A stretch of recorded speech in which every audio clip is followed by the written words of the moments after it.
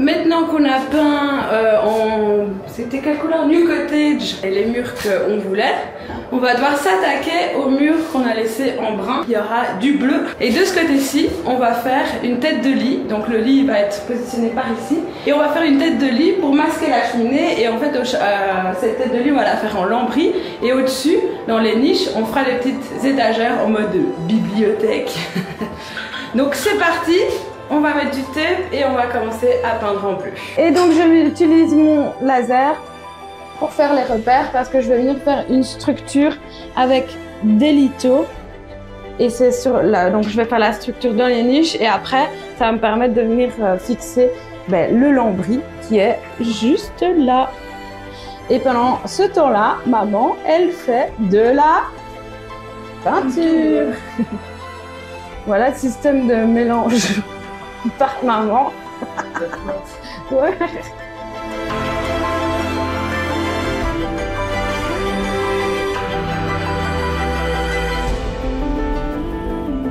Encore une belle couleur, hein? Oh. Waouh! Et ça s'applique bien, toujours bien? Toujours bien. Le rouleau. Hein. Le rouleau est bien, la peinture est bien. Tout est bien. Non, le peintre est parfait.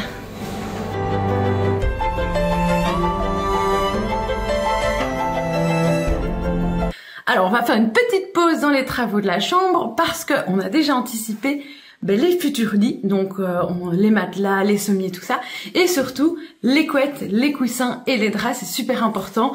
Évidemment, qui dit bien dormir, dit passer des bonnes journées après en famille. Et ça tombe bien parce qu'on a un partenaire pour cette vidéo qui nous a fourni en couette, en coussin, et cette marque c'est Whoopiloo, et on va vous présenter ça parce qu'il y a des petites pépites et notamment un coussin que j'ai pu tester là, ça fait quelques semaines, et je dois dire que c'est vraiment très confortable. Donc, déjà, un premier lit ici dans le salon, et on a du coup nos couettes ici, donc les Osho, donc Osho Air et Osho tout court, la plus chaude, la plus chaleureuse. Et donc en fait la particularité de ces deux couettes là, c'est qu'elles peuvent être combinées pour faire une grosse couette d'hiver, ou alors on les sépare et on a une couette mi-saison et puis une couette été qui est beaucoup plus légère. Donc ça c'est vraiment chouette, et elles ont des nœuds qui se lient entre elles, donc ça permet vraiment qu'elles soient bien attachées et bien solidaires. Il faut savoir que Whoopiloo c'est une marque française et ils sont surtout labellisés Oecotex, donc c'est un label qui garantit que les produits sont éco-responsables et sont sans substances chimiques. Et ça c'est très important parce qu'on n'a pas envie de dormir avec des merdes sur soi. Donc très important. Et ils ont vraiment une chouette philosophie d'écologie, et leur philosophie à eux c'est qu'on passe de bonnes nuits. Et je dois dire que leurs produits ils sont plutôt efficaces. On a, selon moi, ça c'est vraiment pour moi le meilleur truc qu'on ait reçu de chez eux. C'est des coussins qui sont en fait 100% personnalisables. Dans la boîte, on a un coussin avec deux cœurs que l'on peut choisir en fonction de ce qu'on aime et de ce qu'on préfère. On a aussi du rembourrage pour ajuster notre coussin. Donc on a deux parties, une partie en bas où on peut rajouter du rembourrage, une partie sur le dessus aussi, et ça permet vraiment d'avoir soit un coussin plus ferme, soit un coussin plus moelleux. Et alors à l'intérieur on a un coussin à mémoire de forme. On peut choisir aussi un plus tendre ou un plus dur en fonction de ce qu'on préfère. Donc moi je l'ai testé sur plusieurs nuits quand même. Alors oui, au début c'est difficile d'arriver à avoir le coussin parfait, mais au fur et à mesure des nuits qui passent, j'ai enlevé, je remettais de rembourrage, j'ai changé le cœur à mémoire de forme, jusqu'à ce que j'ai réussi à composer mon coussin parfait, qui fait que maintenant je passe des nuits vraiment très agréables avec un super coussin. Très important à savoir aussi, c'est qu'on est sur des produits qui sont en coton et en tencel, donc c'est des matériaux très confortables, qui sont respirants, qui sont thermorégulateurs et puis qui sont doux aussi, ça c'est gai. Là on se retrouve avec un coussin plutôt classique, mais quand même toujours avec du rembourrage que l'on peut enlever et remettre en fonction de ce qu'on aime, et on est aussi toujours sur ce rembourrage en tencel et en coton, ce qui permet d'avoir quelque chose de très confortable et aussi qui fait pas de bruit quand on bouge la tête, parce que ça c'est pas agréable quand on dort. Et évidemment, il nous reste là pour le clou du spectacle, les beaux draps de lit que l'on va mettre évidemment dans la chambre capitaine qu'on est en train de peindre. Et vous verrez évidemment ces draps sur le lit à la fin de la vidéo, donc restez bien parce que ça va être pépite. Comme vous pouvez le voir, j'ai positionné mes premiers litos. Donc je vais vous expliquer un petit peu comment je procède. Donc forcément je me repère de mon laser. Je coupe mon lito à la bonne largeur, longueur. Je le positionne et alors je viens pré-percer avec ma visseuse dans le bois et évidemment ça vient faire un trou dans le mur aussi. Je vais jusqu'au mur et puis après je prends une mèche plus large et je viens agrandir mes trous. J'agrandis mes trous parce que j'utilise ce système-ci. Donc c'est des chevilles pour mur creux parce que derrière le placo il n'y a pas le mur, enfin le mur est beaucoup trop loin pour pouvoir mettre des chevilles à frapper et aussi je n'arrive pas à repiquer sur les métal studs. Donc ce que je fais c'est que je mets ce genre de cheville. Donc en fait on fait le trou au bon diamètre, je viens replier les petites ailes et puis on va le mettre ici. Et puis je viens le mettre dans mon trou, on appuie bien et là c'est bien enfoncé et ça me fait une cheville et derrière les ailes vont se déplier et venir se plaquer contre la paroi. Ensuite, une fois que j'ai mis toutes mes chevilles, eh bien je vais pouvoir venir fixer mon bois.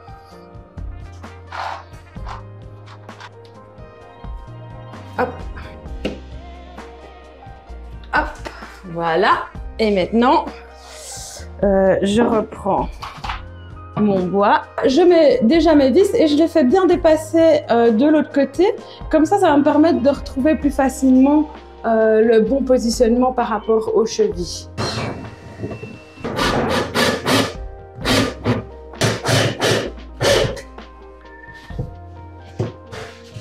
Donc voilà comment je fais et donc maintenant je continue. Ici pour les litos qu'on met au sol, je viens pas utiliser les vis comme je vous ai montré tantôt, mais là je viens faire des chevilles à frapper. Donc je mets mon lito, je viens percer mes trous jusqu'au sol, je les fais bien grands et puis après je mets mes chevilles à frapper. On vient frapper.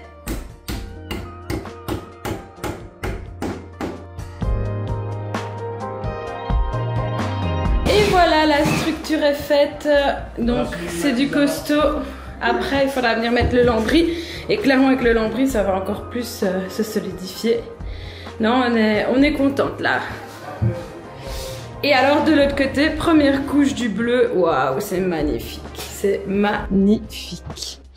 Bon alors maintenant, on va venir mettre notre lambris sur la structure, donc on va déballer. C'est des lambris qui font 1,80 m et nos structures ici, de base on voulait faire 1,20 m mais avec l'interrupteur c'était pas possible. Donc c'est 1,10 m et puis après on a il y a une tablette à faire par-dessus, donc 1,10 m de hauteur et puis la tablette. Donc la maman elle coupe la plante au multitool pour qu'on puisse passer le lambris. Le lambris, donc on en a mis 2 comme ça blanc, coupés à ras. Et on va venir maintenant les clouer avec la cloueuse forcément. Donc là on positionne nos lambris déjà sur la structure, on les présente. Bon alors c'est un peu du vlec, donc parfois elles sont pas droites, du coup en haut on n'arrive pas à les clipser et en bas elles sont clipsées et vice versa. Mais bon c'est pas grave, on va essayer de les mettre comme ça pour qu'après je puisse faire mon trait correctement derrière ou devant et qu'on puisse après les couper à la scie onglet. Et après on les remettra et on les fixera, on les clouera. Et là bah, s'il y a un jeu, c'est pas grave, on pourra mettre une contrainte avec les clous, ça tiendra.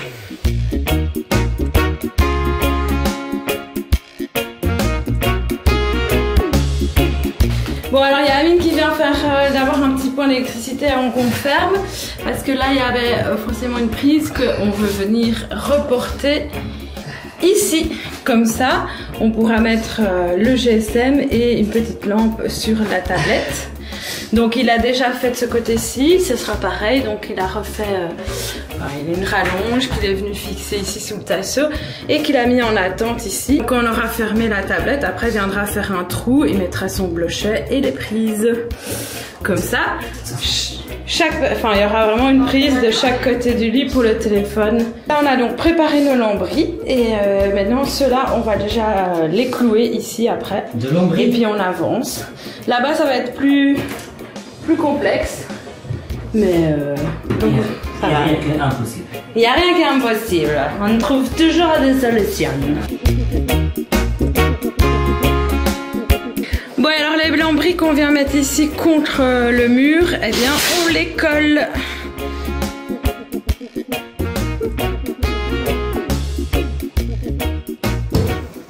Bon, il y en a quelques petits soucis avec la cloueuse Works. Donc parfois il faut revenir taper avec le marteau.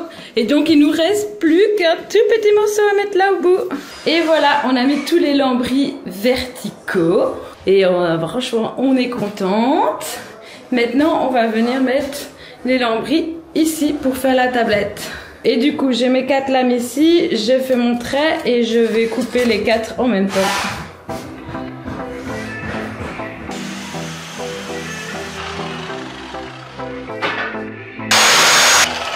On a prévu une petite cornière pour venir mettre ici dans l'angle pour faire la finition.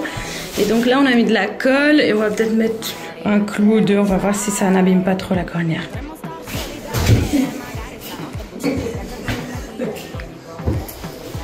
Alors, voilà, on va passer à la peinture. Et alors on a mis un petit joint ici de mastic pour faire une belle finition qu'on va peindre évidemment. Mais d'abord on va passer le primaire. Donc voilà, ici ça courbe un peu. En fait on l'a cloué pour qu'elle soit bien fixée. Et en fait ça courbe pourquoi? Parce que ces lambris ici, ils ont la même hauteur que ceux-là. Et alors que... Enfin bon bref, il aurait fallu faire un tout petit peu plus haut ou ne pas fixer la cornière serrée, la laisser droite et qu'elle bouge un peu. Mais bon, le problème c'est que si ça bouge, on risque de pouvoir l'arracher et on préfère alors que ce soit comme ça plutôt que ça puisse s'abîmer avec le temps. D'autant plus qu'il y aura ton sur ton, donc voilà, les lambris et le mur seront peints de la même couleur, donc on ne verra plus cette différence parce que là ça tranche comme ces deux couleurs bien différentes. Je me dis ça va faire des finitions méga propres, je vais le faire. Allez, on va jusqu'au bout. On fait un petit joint acrylique sur les côtés. Et voilà, maman est en train de mettre le primaire. Et du coup ici j'ai fait des petits joints de finition. Et donc ici il y aura la même couleur, donc ils ne se verront plus du tout ces joints. Mais il fallait le faire pour justement avoir cette petite finition nickel, qu'il n'y ait pas des petits trous ou quoi. Ouais, c'est bien, hein. Là franchement les petites finitions elles font vraiment bien. Et voilà la première couche de primaire. Et demain on s'attaquera à la peinture couleur. Comme maman m'a pas attendu pour peindre, je n'ai pas filmé ici, mais comme vous voyez la première couche est mise. Et maintenant je vais venir mettre du tape pour pouvoir venir peindre le mur. Donc on va venir peindre vraiment jusque là. Donc il y aura vraiment un effet profondeur et qui va être accentué aussi avec ici le lambris. Et qui va faire un rappel de l'autre côté où on a aussi fait cet effet de profondeur. Et là on vient de mettre une deuxième couche, donc là ça sèche, c'est un peu bizarre. On a toujours l'impression que ça va ressembler à rien, mais en fait pas du tout. C'est en train de sécher et je pense qu'avec 2 couches il n'y aura aucun souci que ça va le faire. On a mis le tape et maman a passé un peu de peinture de cette couleur-ci sur le tape pour avoir une finition nickel. Ça c'est vraiment indispensable, ça fait toute la différence. Bon, en attendant que là ça sèche et aussi qu'on puisse mettre la peinture au-dessus, on va venir monter cette armoire. Donc maman a trouvé cette armoire sur Marketplace et elle l'a déjà démontée, elle a mis une première couche de peinture et maintenant on va la remonter et cette armoire va aller là dans le fond.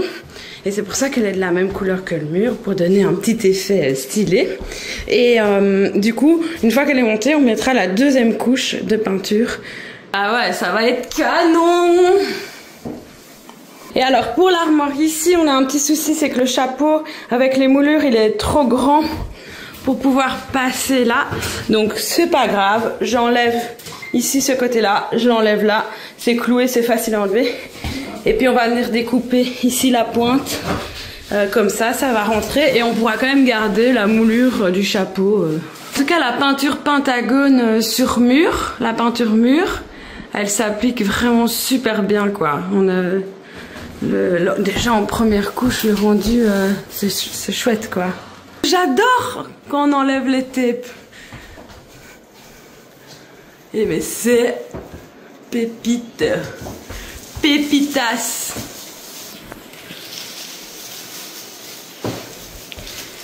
C'est toujours méga satisfaisant. Ah, il y a le petit bout récalcitrant. Ah, il y a quand même parfois des petites bavures. Hein. La meuf hyper... Là, il y a une bavure, il faut tout recommencer. Et c'est parti pour mettre la deuxième couche sur les lambris. Et maman, elle fait la deuxième couche au-dessus sur le mur.